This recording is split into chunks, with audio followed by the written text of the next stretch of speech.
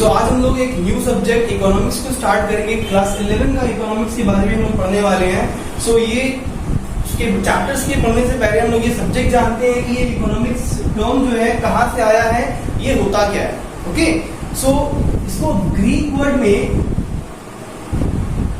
कहा जाता है ओइकोस नोमोस। ग्रीक में इसे कहा जाता है ओइकोस नोमोस, जिसका मीनिंग होता है, ओइकोस का मतलब होता है होम, नोमोस का मतलब होता है मैनेजमेंट।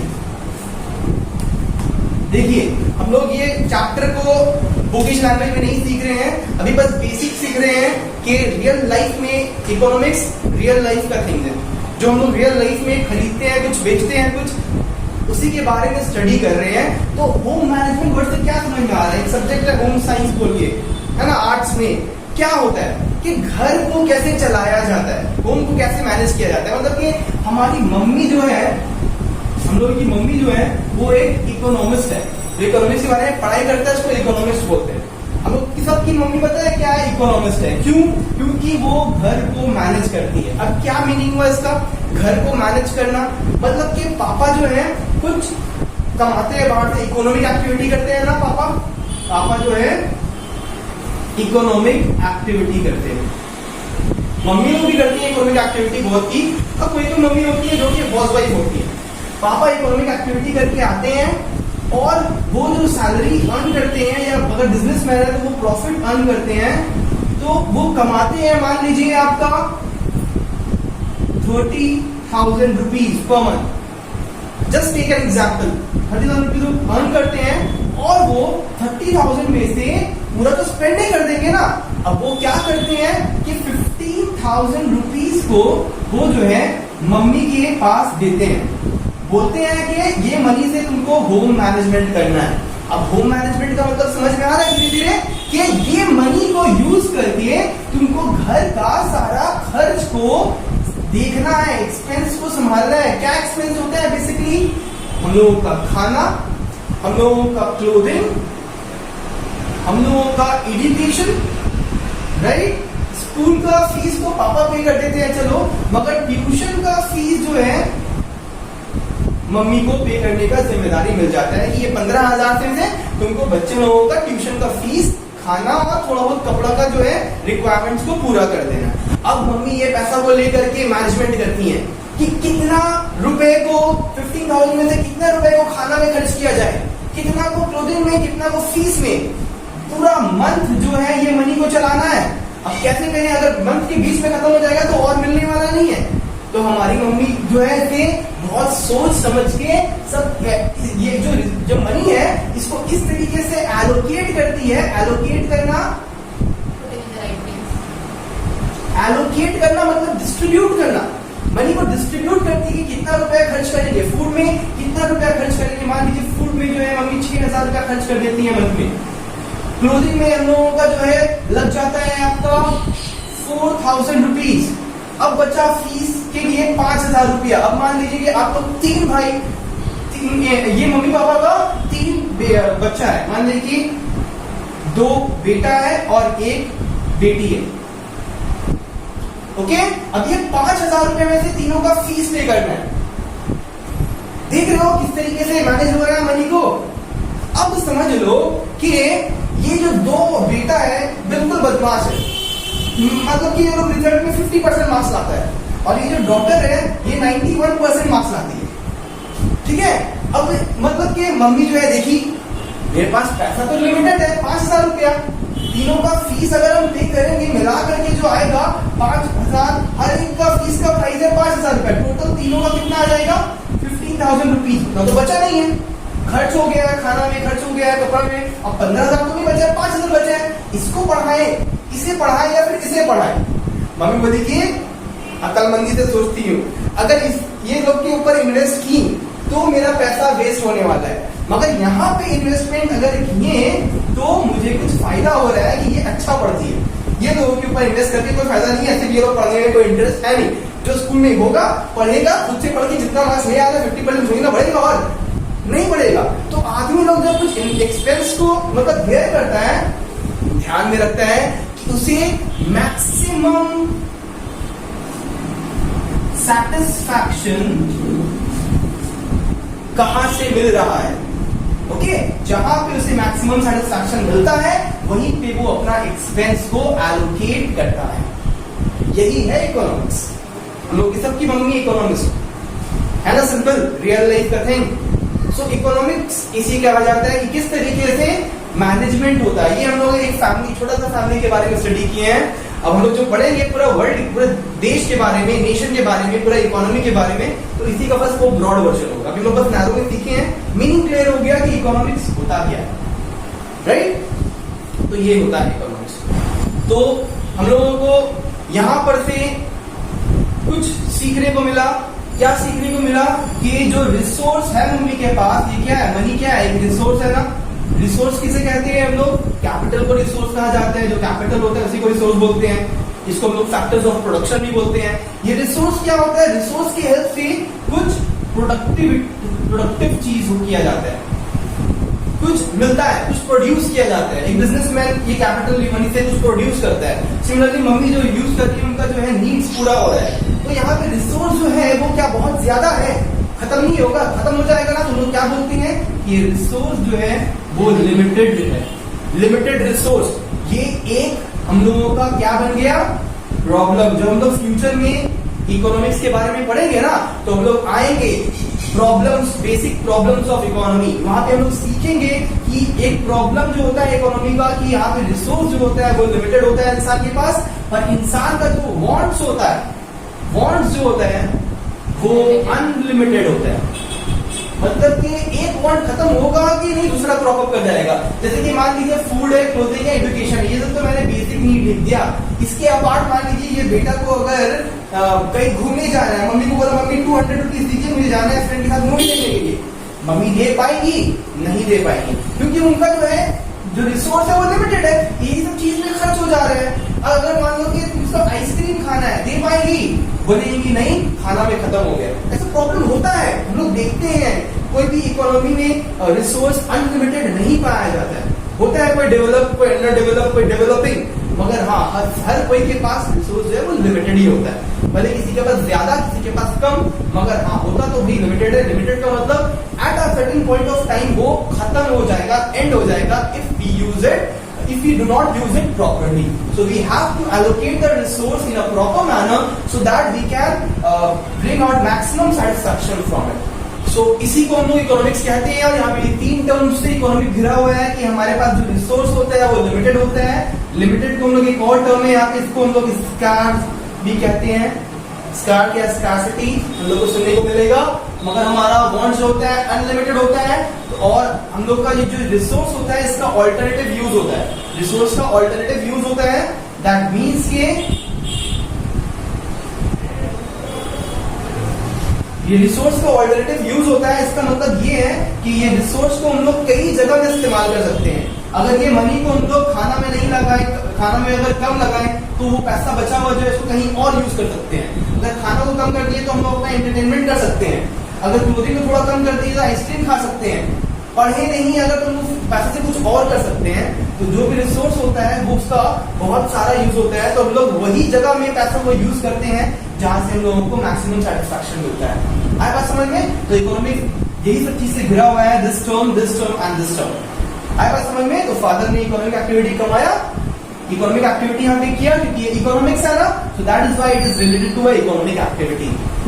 सो स्टूडेंट्स, अगर हम लोग वही एग्जाम्पल जो भी सीखे हैं रियल लाइफ वाला, जैसे हमारी मम्मी इकोनॉमिस्ट थी, तो वही एग्जाम्पल को अगर हम लोग ओन वर्ड्स में, बुकिश लैंग्वेज में नहीं, ओन वर्ड्स में अगर फ्रेम करें, तो क्या हम लोग बोल सकते हैं कि इकोनॉमिक्स एक सोशल साइंस है, क्योंकि सोसाइटी से ये रिलेटेड है।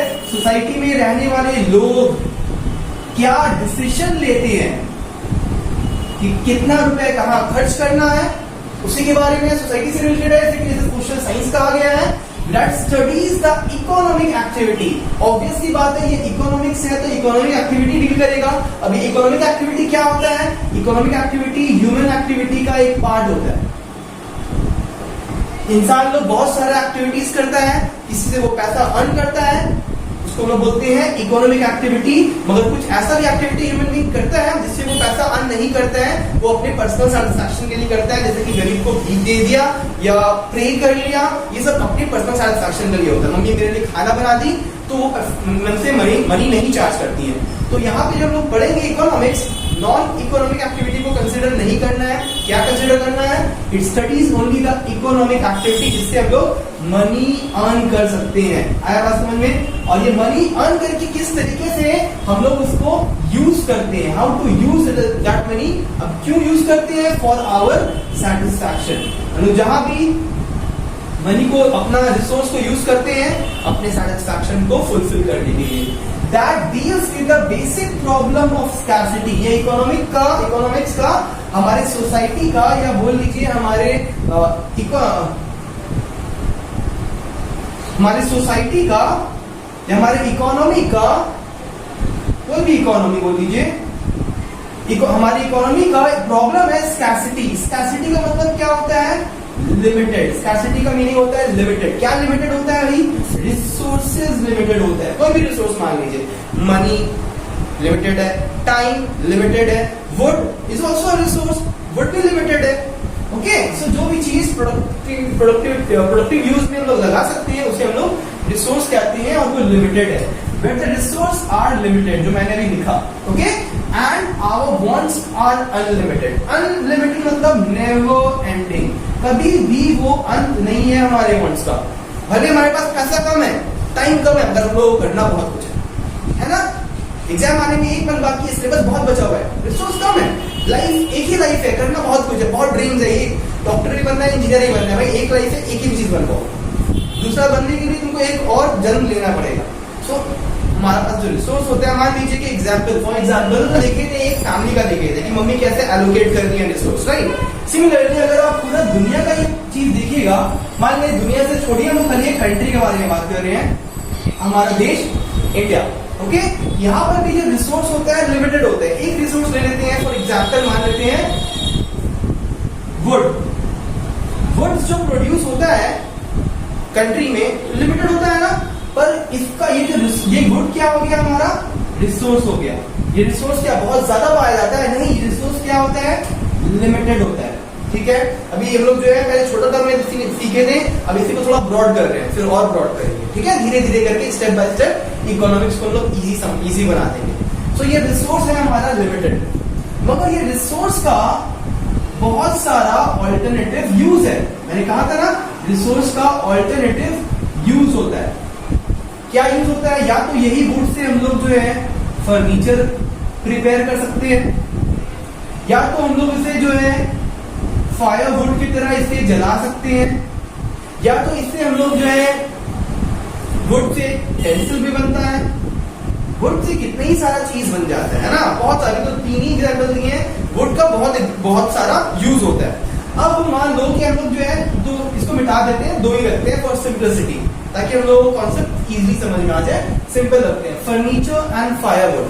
मान लो कि ये वुड से अगर हम लोग फर्नीचर बनाएंगे तो ये चलेगा 40 इयर्स, पर वही वुड को अगर हम लोग फायरवुड की तरह जला देते हैं तो ये 1 घंटा में जो है जल के खत्म हो जाएगा। सो हम एज अ इकोनॉमिस्ट क्या सजेस्ट करेगा कि ये वुड को फर्नीचर बनाने में यूज किया जाए कि इसे फायरवुड में यूज किया जाए? ऑब्वियसली बात है, फर्नीचर बनाने में यूज करेगा। क्यों? क्योंकि इससे हम लोगों को मैक्सिमम सेटिस्फैक्शन मिल रहा है, राइट? इकोनॉमिक्स इसी को कहा जाता है कि किस तरीके से लिमिटेड रिसोर्स को का ऑल्टरनेटिव यूज में से कौन सा यूज को चूज करें जिससे हम लोगों को मैक्सिमम सेटिस्फैक्शन हो सकता है, सो दैट हम लोगों का मैक्सिमम नीड जो है वो फुलफिल हो सके। Okay, so that we can fulfil our maximum needs, क्योंकि हम लोगों का वांट जो होता है वो अनलिमिटेड होता है। वांट जो होता है अनलिमिटेड होता है। अब ये टर्म जो वांट इतना सिंपल दिख रहा है, अभी तक हम लोग बचपन से सीखते आए हैं कि वांट का मतलब होता है कि हमको चाहिए और वो मिल गया, है ना? यही तो होता है वांट। मगर एक और टर्म होता है इसके साथ साथ, इसको हम लोग बोलते हैं डिजायर। पता है, डिजायर और वांट में कुछ डिफरेंस होता है। जनरली आज लोग समझते हैं कि डिजायर का मतलब कि अच्छा लग रहा है ले लिया, वांट का मतलब भी अच्छा लग रहा है ले लिया, but it is not the same. No, it is not the same. ये डिजायर और वांट जो होता है वो सेम क्यों नहीं होता है? मान लीजिए कि आप जो है मार्केट की तरफ से जा रही है, मार्केट है और मार्केट में जो है आपको एक ड्रेस दिखा. ओके, एक ड्रेस दिखा, बहुत ब्यूटीफुल था, ऐसा गंदा नहीं था और उसका प्राइस था 15,000 रुपीज. ओके, बहुत पसंद आया, अट्रैक्ट हो गए, मगर खरीदने के लिए मेरे पास कैश नहीं है. नो कैश या लिमिटेड है. मान लीजिए सिर्फ 3,000 रुपीज है, मगर 15,000 का ड्रेस तो खरीद नहीं पाएंगे ना. शॉपिंग करने निकले थे, पैसा लिमिटेड था, मगर जो मेरा दिखा उनको अच्छा लगा वो ज्यादा दाम लगा. तो ये मेरा क्या है? ये सिर्फ एक डिजायर है कि मुझे ये चाहिए. Okay, you have the willingness. Desire equals to willingness to buy something or to do something. मगर भाई तुम्हारे पास तो परचेजिंग पावर ही नहीं है. You don't have the no purchasing power. So if you only have the willingness for something, but तुम्हारे पास खरीदने के लिए पैसा नहीं है, परचेजिंग पावर नहीं है, तो वो कहलाता है डिजायर. वो वांट नहीं कहलाता है. वो वांट कब बन जाता है? वो वांट तब बनता है जब आपका विलिंगनेस भी है, मतलब कि आपको ये ड्रेस पसंद है और आपके पास 15,000 रुपीज भी है. Cash, yes cash, no cash नहीं, yes cash, I have cash. So if you have the willingness and you have the purchasing power, then only it becomes your want. आया बात समझ में डिजायर और वांट का difference? तो खाली एक चाहत होना किसी की चीज के लिए डिजायर, चाहत भी है और पैसा भी है मेरे पास, तो वो बनता है वांट. अब मान लो कि तुम्हारे पास परचेजिंग पावर तो है, मगर तुम्हारे पास विलिंगनेस नहीं है खरीदने का, तो that is also not your want. Want होने के लिए you should have the purchasing power plus तुम्हारा चाहत भी होना चाहिए, विलिंगनेस भी होना चाहिए. दोनों में से अगर कोई भी एक चीज मिसिंग रहेगा तो वो वांट नहीं कहलाएगा. आए बात समझ में वांट और डिजायर का डिफरेंस? सो वही मैं कहना चाह रहा हूं कि कंट्री में गुड के लिए ऑल्टरनेट, ये जो रिसोर्स है इसका ऑल्टरनेट यूज है, तो उसको हम लोग बहुत सारे यूज में लगा सकते हैं, मगर हम लोग अपने रिसोर्स को वही जगह में यूज करते हैं, स्पेंड करते हैं जहां से हम लोगों का मैक्सिमम नीड जो है वो फुलफिल हो सकता है, मैक्सिमम सेटिस्फैक्शन हमें मिल सकता है. क्योंकि हमारा वांट्स तो था अनलिमिटेड, खत्म होने तो से होने से रहा. पापा का पहले सैलरी लिमिटेड है, मगर हम लोग डिमांड करते रहते हैं, पापा हमको जो है मोबाइल फोन चाहिए, पापा हमको अच्छा ड्रेस चाहिए, पापा हमको यहाँ जाना है घूमने के लिए, लैपटॉप चाहिए, क्या क्या नहीं विश करते हैं. ओके, सो लिमिटेड रिसोर्स से पूरा नीड्स को सेटिस्फाई करना is impossible. So we have to be efficient enough so that हम लोग अपने रिसोर्स को ऐसा यूज करें सो दैट हम लोगों का मैक्सिमम नीड जो है वो पूरा हो सके. आया बात समझ में? तो ये होता है हमारा इकोनॉमिक्स का meaning. Okay, so okay students, so अगर हम लोग उसी इकोनॉमिक्स को टेक्निकल टर्म्स में लिखें तो किस तरीके से लिख सकते हैं कि इकोनॉमिक्स का मीनिंग क्या होता है? Study of the way. एक स्टडी होता है the way in which mankind means the people who are living in the society organise itself to tackle the basic problem. क्या प्रॉब्लम है इकोनॉमी का? स्कैर्सिटी. स्कैर्सिटी मतलब कि लिमिटेड रिसोर्स का जो प्रॉब्लम है उसको कैसे टैकल किया जाए. हम लोगों का विश बहुत सारा है, हमारे पॉकेट में पैसा लिमिटेड है, हम लोग कैसे लिमिटेड रिसोर्स के साथ अपना ज्यादा से ज्यादा नीड्स को पूरा कर सकें. ऑल सोसाइटीज मतलब सारा इकोनॉमी में, सारा कंट्री में, पूरे वर्ल्ड में हैव मोर वांट्स. हर इंसान का वांट ज्यादा है, हर जगह ये प्रॉब्लम पाया जाता है कि ज्यादा मोर वांट्स मतलब कि unlimited wants, more want the unlimited wants than the resource मतलब कि रिसोर्स जो होता है वो लिमिटेड होता है. ठीक है, hence system must be derived. लोगों को जो है एक पैटर्न में चलना पड़ेगा सो दैट हम लोग अपना मनी को प्रॉपर्ली यूज करें, उसे वेस्ट ना करें. इसी के लिए कहा जाता है ना, बाहर निकलो तो स्विच ऑफ कर दो, लाइट पर इलेक्ट्रिसिटी वेस्ट मत करो. क्यों? Electricity is also a resource. अगर इसको हम लोग वेस्ट करेंगे तो हो सकता है कि हमारा फ्यूचर जनरेशन उसको यूज नहीं कर पाएगा. Right, money is also limited to allocate the resource between competing end. Okay, what is this competing end? मतलब compete करना. जैसे कि स्टूडेंट्स जो होते हैं क्लासरूम में एक दूसरे के साथ compete करते हैं हायर मार्क्स लाने के लिए. ऐसा क्यों करते हैं? क्योंकि फर्स्ट पोजीशन एक ही है ना, एक ही है, रिसोर्स एक ही है, मगर उसको चाहने वाला बहुत कोई है, हर कोई फर्स्ट आना चाहता है, मगर आता सिर्फ एक ही है फर्स्ट. दूसरा सेकंड आता है, दूसरा जो आता है उसे हम लोग सेकंड बोलते हैं, सेकंड डिवीजन आया. सो कॉम्पिटिंग मतलब वैसे ही हमारा वांट्स भी एक दूसरे के साथ कम्पीट करता है कि पहले किसी ये आदमी पूरा करेगा, ऐसा अगर है तो वो फाइट करता है अंदर ही अंदर, ये आदमी मुझे कहाँ यूज करेगा। कौन जीतता है? फूड पहले जीतता है, क्योंकि हम लोग अपना नीड्स को जो है क्या करते हैं, प्रायोरिटी देते हैं। प्रायोरिटी देना मतलब कि इंपॉर्टेंस देते हैं कि सबसे पहले हम लोगों का बेसिक नीड है फूड, ये नहीं मिलेगा तो जिंदा नहीं रह पाएंगे। तो ये जो है कंपटीशन में फर्स्ट आता है हमेशा। खाना के बाद कि अच्छा घर भी, कपड़ा भी तो रहना चाहिए, क्लोथिंग, सो दैट हम लोगों को जो है बाहर के वेदर से प्रोटेक्शन मिल सके। तीसरा, अगर कपड़ा भी मिल गया तो हम लोगों को शेल्टर चाहिए होता है। अब शेल्टर मिल गया तो हम लोगों को एजुकेशन चाहिए होता है। एजुकेशन मिल गया तो हम लोगों को अच्छा लाइफस्टाइल चाहिए होता है। मतलब कि जैसे जैसे लिस्ट में नीचे आते जाते हैं हम लोग का वांट्स और इंक्रीज होता रहता है। घर में एक पहले बड़ा सा टीवी था, बड़ा वाला, नहीं अब तो इसका जमाना चला कि हम लोग को एलईडी टीवी चाहिए, एलईडी टीवी लगा दिया। अब वो भी नहीं, अब प्रोजेक्टर लगाना है ताकि मूवी थिएटर का मजा आ सके घर पे।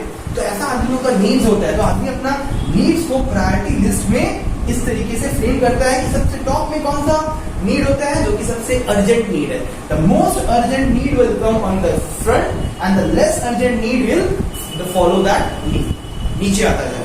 अंडरस्टूड? सो इसी हम लोग कहते हैं economics. I hope economics subject का मीनिंग क्लियर हो गया तुम लोगों को। अब एक बार मीनिंग क्लियर हो गया है तो इसका हम लोग डिटेल में जाएंगे, क्योंकि इकोनॉमिक्स का तुम लोगों को मैंने बस एक नई चीज बताया है, स्मॉल पोर्शन। इकोनॉमिक्स एक्चुअली में है इतना बड़ा चीज, ठीक है। हम लोगों को इतना बड़ा चीज कवर करना है, तो घबराने का बात नहीं है। थोड़ा थोड़ा अगर करके हम लोग करेंगे तो हम लोग जो है एंड तक पहुंच जाएंगे, राइट। सो अभी हम लोगों को बेसिक मीनिंग समझ में आ गया, हम उसको ब्रॉड मीनिंग जो है समझेंगे, ओके। सो इकोनॉमिक्स का हम लोग बेसिक मीनिंग जान लिए। तो पास्ट में बहुत सारे लोग थे जो कि इकोनॉमिक्स का डेफिनेशन दे के चले गए, हम लोग को फॉलो करना पड़ रहा है। एक ऐसा इंसान नहीं है, बल्कि ऐसे से 4 इंसान है जो कि इकोनॉमिक्स का मीनिंग देके गए। अब एक इनफ क्यों नहीं था, 4 ने क्यों दिया? क्योंकि जो एक ने दिया था उसमें कुछ प्रॉब्लम्स था, जो कि सेकंड वाले ने उसके प्रॉब्लम को करेक्ट किया।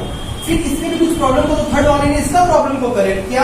इसमें भी कुछ डिफेक्ट्स मिला तो इसको फोर्थ वाले ने करेक्ट किया। इसके बाद अभी तो कोई आया नहीं है, हो सकता है नियर फ्यूचर इसमें भी कुछ डिफेक्ट दिख जाए, एक और इकोनॉमिस्ट आकर के अपना डेफिनेशन देके चले जाए। लाइक के मान लीजिए हम लोगों के ग्रेट ग्रैंडफादर होते हैं, हमारे ग्रैंडफादर होते हैं, हमारे फादर होते हैं, फिर आते हैं हम लोग खुद, आप योरसेल्फ, राइट। सो क्या हम लोग सबका रूल्स जो होता है वो एक जैसा होता है? ग्रेट ग्रैंडफादर का कुछ रूल्स था कि सारा जिम्मेदारी जो है, बड़ा डिसीजन मैं लूंगा। घर का कोई जो है इनके सामने बोलने से कतराता था। ग्रैंडफादर आए थोड़े से कूल थे, ओके। तो वो क्या करते हैं, चलो तुम भी अपना व्यूज रखो, मगर डिसीजन मैं लूंगा, तुम लोग बोल सकते हो। उसके बाद आए हमारे फादर, वो ज्यादा कूल थे, वो बोले कि आप ओके सब मिलजुल के जो लोग सब में आपसी सहमति से हम लोग जो है डिसीजन लेंगे, और फिर ठहरे हम जो बोल दिया तो बोल दिया, वो होके रहेगा, है ना। डिफरेंस है ना लोगों में। वैसे ये हमारे हो गए ग्रेट ग्रैंडफादर, ये ग्रैंडफादर, ये उनके पापा, ये इनके, ये वो खुद, मतलब कि कोई रिलेशन नहीं है, बस हम रिलेट कर रहे हैं रियल लाइफ से कि हर इंसान एक जैसा नहीं सोचता है। सिमिलरली तो 4 डेफिनेशन हम लोग को इकोनॉमिक्स के बारे में पढ़ेंगे एक एक करके। पहला डेफिनेशन में कुछ प्रॉब्लम होएगा, फिर लोग सेकंड, फिर थर्ड, फिर फोर्थ के बारे में सीखेंगे। तो देखते हैं कि ये 4 डेफिनेशन एक्चुअली में होता क्या है। ओके स्टूडेंट्स, सो देखिए यहाँ पे जो है 4 डेफिनेशन ऑफ इकोनॉमिक्स मैंने यहाँ लिखा है। पहला है वेल्थ डेफिनेशन, ये वेल्थ डेफिनेशन, उसके बाद है मटेरियल वेलफेयर डेफिनेशन, फिर है स्कैर्सिटी डेफिनेशन एंड फिर है ग्रोथ सेंटर्ड डेफिनेशन। एक एक करके हम लोग चारों डेफिनेशन को पढ़ेंगे, क्योंकि इसमें कुछ मिस्टेक था जो कि यहाँ पे पूरा हुआ, फिर इसमें भी कुछ मिस्टेक मिला जो कि यहाँ पूरा हुआ, फिर इसमें भी कुछ मिस्टेक निकला जो कि फोर्थ वाले में पूरा हुआ। तो फर्स्ट डेफिनेशन जो है हमारा वेल्थ डेफिनेशन, इसको लिखा है एडम स्मिथ ने। ये जो प्रोफेसर थे इनका नाम था एडम स्मिथ। दूसरा डेफिनेशन जिसने लिखा है उनका नाम है professor Alfred Marshall. Alfred Marshall ने मटेरियल वेलफेयर डेफिनेशन दिया। थर्ड डेफिनेशन जो हमारा स्कैर्सिटी डेफिनेशन है वो प्रोफेसर लायनल रॉबिन्स ने दिया था, क्योंकि इसने देखा था कि अल्फ्रेड मार्शल ने अपने डेफिनेशन में कुछ मिस्टेक कर दिया है, तो उसको करेक्ट किया था लायनल रॉबिन्स ने अपने स्कैर्सिटी डेफिनेशन में, और उसमें भी कुछ प्रॉब्लम आया। तो लास्ट डेफिनेशन जो है हमारा ग्रोथ डेफिनेशन, उसको प्रोफेसर सैमुअलसन ने करेक्ट किया। तो जो है एक एक करके चारों डेफिनेशंस को पढ़ेंगे। पहले इसका मीनिंग समझ लेंगे, क्या फीचर्स है, उसका क्या मिस्टेक हुआ था वो भी सीख लेंगे, फिर एक एक करके हम चारों को पढ़ेंगे। सो ये जो पहला डेफिनेशन है एडम स्मिथ ने दिया था, ये एडम स्मिथ को ही is also referred to as father of modern economics.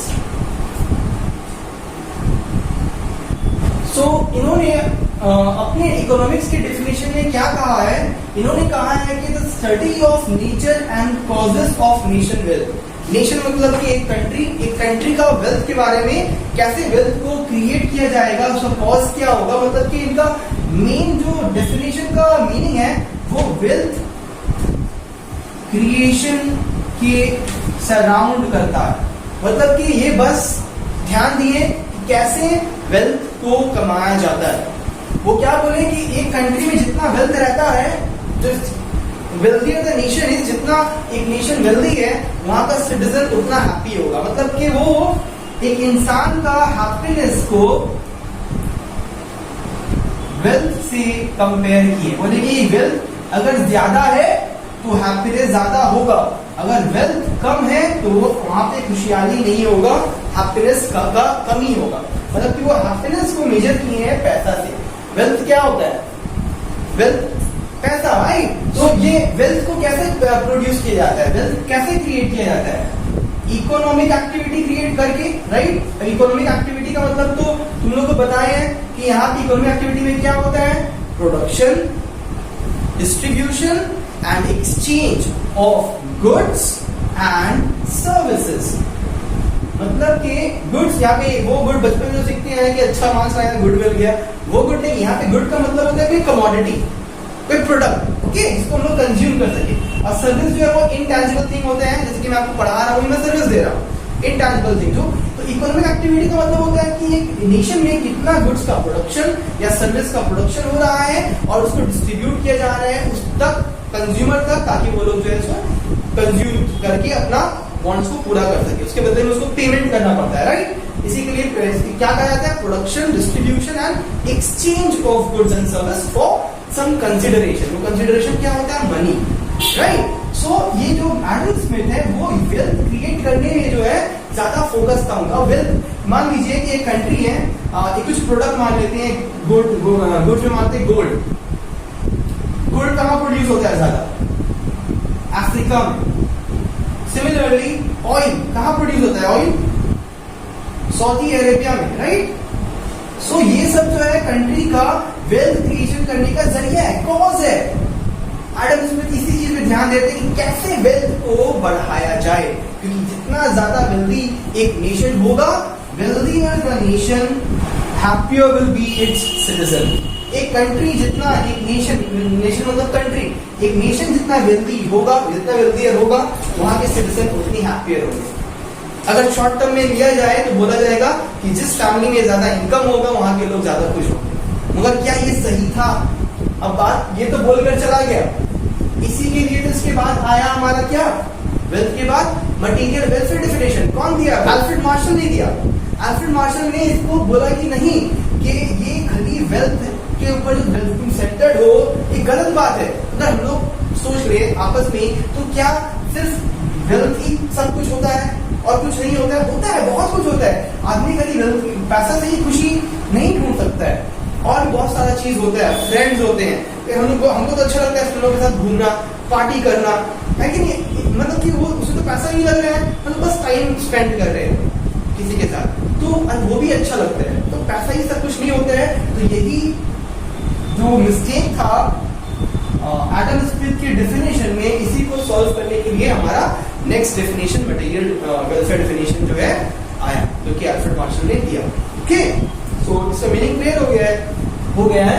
तो इसका जो है हम लोग इसी मीनिंग से उसका फीचर्स को लोग समझेंगे और फिर इसका क्रिटिसिज्म्स को जानेंगे कि इसमें जो मिस्टेक्स था तो वो जो अल्फ्रेड मार्शल है उसको किस तरीके से क्रिटिसाइज किया। क्रिटिसाइज करना मतलब कि पॉइंट आउट करना कि तुम्हारा यहाँ पे मिस्टेक है, इसको ठीक करना बहुत जरूरी है। ठीक है, हम लोग जो है इस चीज को एक और एग्जाम्पल से देख सकते हैं कि वेल्थ से ही खरी खुशी नहीं होता है। मान लीजिए कि दो कंट्री का एग्जाम्पल ले लेते हैं, एक है हमारा इंडिया और दूसरा मान लेते हैं अमेरिका। नाम तो सुना ही होगा ये कंट्री का। ये बहुत ही डेवलप कंट्री है और ये अभी डेवलपिंग है, मतलब डेवलप के रास्ते में। ठीक है, मतलब कि यहाँ के लोग जो है सारे रिच नहीं, यहाँ पे रिच पीपल भी पाए जाते हैं, पुअर भी पाए जाते हैं। अमेरिका में ज्यादातर पीपल लोग क्या होते हैं, रिच होते हैं। अब रिच होते हैं इसका मतलब क्या, इन लोगों के पास प्रॉब्लम नहीं होता है। हाँ, पैसा, इन लोगों के पास तो बहुत पैसा है, तो बोल सकते हैं कि अमेरिका में रहने वाले हर एक सिटीजन खुश रहेंगे। ऐसा होता है क्या? नहीं, वहाँ पे बहुत सारे पीपल लोग जो होते हैं प्रॉब्लम में होते हैं, उनको टेंशन नहीं होता, बहुत तरह का टेंशन होता है। जितना ज्यादा पैसा होता है उतना ज्यादा टेंशन होता है। साइकियाट्रिस्ट लोग के पास जाते हैं ये लोग। हमारे इंडिया के पीपल भले पुअर है, मतलब ज्यादा रिच लोग नहीं पाए जाते, थोड़े पुअर भी होते हैं, मगर हाँ यहाँ पे इंसान लोग खुशी खुशी अपना लाइफ को स्पेंड करते हैं अपने फैमिली के साथ, अपने फ्रेंड के साथ। तो इसी के लिए एडम स्मिथ का डेफिनेशन जो है यहाँ पे बिल्कुल ही गलत है, मैं भी इसको सपोर्ट नहीं करता। ठीक है, तो अब हम लोग इसका जो है फीचर्स को बनाते हैं। जो है यहाँ पे इसका मीनिंग सीख लिया है वेल्थ डेफिनेशन का, तो उसको मीनिंग से ही हम लोग सारा पॉइंट्स को एक एक करके जॉट डाउन करेंगे और उसका फीचर्स को हम लोग खुद से बना सकते हैं। सो पहला हम लोग यहाँ पे फीचर्स क्या लिख सकते हैं कि study of wealth. That means कि एडम स्मिथ ने बहुत ज्यादा फोकस किया है वेल्थ क्रिएशन में। वेल्थ क्रिएशन में जो है उनका सारा फोकल पॉइंट था, मतलब कि पूरा फोकस जो है बस वेल्थ के ऊपर था कि वेल्थ को कैसे क्रिएट किया जाएगा। और वेल्थ कैसे क्रिएट किया जाता है? प्रोडक्शन करके। भी नो, जितना ज्यादा प्रोडक्शन करेंगे गुड्स एंड सर्विसेज का, उतना ज्यादा एक कंट्री में वेल्थ क्रिएट, एक नेशन में वेल्थ क्रिएट होता है। सो एक कंट्री का इकोनॉमिक प्रॉस्पेरिटी, उसका खुशहाली, एक नेशन का, वो किसके ऊपर डिपेंड करता है? उस कंट्री में कितना वेल्थ हो रहा है, क्रिएट हो रहा है, उसको लोग बोलते हैं जीडीपी, ग्रॉस डोमेस्टिक प्रोडक्ट। ठीक है, तो जितना वेल्थ क्रिएट हो रहा है वो नेशन उतना ज्यादा खुश है। ये उनका मेन फोकस पॉइंट था अपने डेफिनेशन की तरफ। ओके, दूसरा इनका जो फोकस था वो था study of material goods only. Study of material goods मतलब कि वो पूरा फोकस जो है मटेरियल गुड्स के ऊपर पुट कर दिए थे। मटेरियल गुड्स मतलब जिसको हम लोग देख सकते हैं, छू सकते हैं। Okay, like this is a pen, it is a material good. इन्होंने सर्विसेज को इग्नोर कर दिया था, जो कि हमारा नॉन मटेरियल गुड है, जिसको बनाने के लिए कोई मटेरियल नहीं लगता है। मटेरियल गुड मतलब जिसको बनाने के लिए कुछ रॉ मटेरियल लगे, तो उनका फोकस सिर्फ मटेरियल गुड्स के ऊपर था। बल्कि पैसा तो खाली मटेरियल गुड्स से नहीं कमाया जाता है, सर्विसेज देकर भी पैसा कमाया जा सकता है। डॉक्टर्स तो कुछ गुड्स नहीं देते हैं, वो आपको ट्रीट करते हैं, सर्विस देते हैं, राइट। टीचर जो है वो तो गुड्स नहीं देते हैं, सर्विस दे रहे हैं, नॉलेज दे रहे हैं। तो सर्विस से भी जो है हमारा इकोनॉमिक वेल्थ क्रिएट हो सकता है, मगर उनका डेफिनेशन सिर्फ रिवॉल्व कहाँ कर रहा था? मटेरियल गुड्स किया रहा, सिर्फ मटेरियल गुड्स से वेल्थ क्रिएट होता है, ये उनका मानना था, जो कि गलत बात था, राइट। जो उनका फीचर बोल रहा है वो है इकोनॉमिक मैन। इकोनॉमिक मैन क्या होता है? इकोनॉमिक मैन, हर इंसान का कुछ इंटरेस्ट होता है, कुछ विश होता है, कुछ वांट्स होता है। सो यहाँ पे आदमी इकोनॉमिक मैन का मतलब क्या होता है कि वो सारा वांट्स जो है अपना वेल्थ क्रिएट करके ही पूरा कर सकता है, बिना वेल्थ का उसका कोई वांट पूरा नहीं होगा, ऐसा उनका मानना था। एक इंसान अपना सेल्फ इंटरेस्ट, अपना विश को तभी अचीव कर सकता है अगर वो मटेरियल चीज कमा रहा है, वेल्थ क्रिएट कर रहा है, तभी वो अपना विश को पूरा कर सकता है, वरना उसका कोई विश पूरा नहीं हो सकेगा। ये जो है एडम स्मिथ का वेल्थ डेफिनेशन का मानना था। तो ये सब कुछ फीचर्स हैं जो कि एडम स्मिथ अपने डेफिनेशन, इकोनॉमिक के डेफिनेशन में देके चले गए। ओके, सो अब आ जाते हैं कि एडम स्मिथ का जो डेफिनेशन था उसमें क्या मिस्टेक्स था, क्या क्रिटिसिज्म, किस तरीके से अल्फ्रेड मार्शल ने, जो नेक्स्ट इकोनॉमिस्ट थे जो जिसने मटेरियल वेलफेयर डेफिनेशन दिया, किस तरीके से अल्फ्रेड मार्शल का डेफिनेशन को क्रिटिसाइज किया। टू मच मींस कि एडम स्मिथ ने वेल्थ के ऊपर बहुत ज्यादा फोकस डाला है, बहुत ज्यादा स्ट्रेस डाला है कि वेल्थ क्रिएट करो, वेल्थ क्रिएट करो, वेल्थ क्रिएट करो, पैसा कमाओ, पैसा कमाओ, सिर्फ पैसा कमाओ, खुश रहोगे, ये उनका मानना है। क्या ये जरूरी है? इसने क्या चीज को निगलेक्ट कर दिया पूरा टोटली? इसने ह्यूमन वेलफेयर को निगलेक्ट कर दिया कि ऐसा काम मत करो जिससे दूसरों को खुशी मिले। ठीक है, दूसरा का हेल्प मत करो, उससे पैसा नहीं आ रहा है, सिर्फ वही काम करो जिससे वेल्थ आ सकता है। ह्यूमन वेलफेयर को उसने टोटली निगलेक्ट कर दिया। इस चीज में जो है अल्फ्रेड मार्शल ने एडम स्मिथ को क्रिटिसाइज कर दिया। दूसरा चीज में जो इसे क्रिटिसाइज किया गया है वो है कि एडम स्मिथ ने ये only material goods, that means कि एडम स्मिथ ने अपने डेफिनेशन में सिर्फ और सिर्फ मटेरियल गुड्स के बारे में बात की है, मतलब अपने डेफिनेशन को उसने बहुत नैरो रखा है। जबकि इकोनॉमिक्स में डेफिनेशन थोड़ा वास्ट है, खाली मटेरियल गुड नहीं है बल्कि नॉन मटेरियल गुड्स भी आते हैं। Material goods non material goods जानते हैं ना लोग, मटेरियल गुड्स जिसको बनाने के लिए रॉ मटेरियल का जरूरत पड़ता है, दैट मींस कि वो टैंजिबल होता है, छू सकते हैं, जैसे कि ये शर्ट, ये पेन, ये क्या है हमारा मटेरियल गुड है। तो एडम स्मिथ जो है खाली मटेरियल गुड्स के ऊपर ही फोकस किए, नॉन मटेरियल गुड्स जैसे हम आपको पढ़ा रहे हैं, सर्विस दे रहे हैं ना, दिख पा रहा है, इंटैंजिबल है वो, मगर क्या पैसा नहीं कमा रहे हम, कमा रहे हैं, इससे पैसा कमाया जाता है, मगर उसने निगलेक्ट कर दिया। आदमी का हेल्थ इंपॉर्टेंट नहीं है क्या, तो सर्विस नहीं लेते हैं, हेल्थ का सर्विस, हॉस्पिटल जाते हैं ना, तो गुड्स तो नहीं देता है, सर्विस देता है डॉक्टर।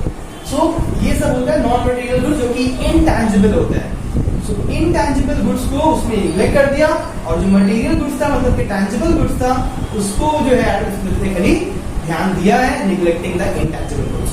बल्कि इससे भी मनी कमाया जा सकता है, तो उसका मतलब क्या हो सकता है कि उनका जो डेफिनेशन था वो बहुत ही नैरो था, ओके, ब्रॉड नहीं था उनका डेफिनेशन। इस चीज में भी जो है अल्फ्रेड मार्शल ने एडम स्मिथ को क्रिटिसाइज किया।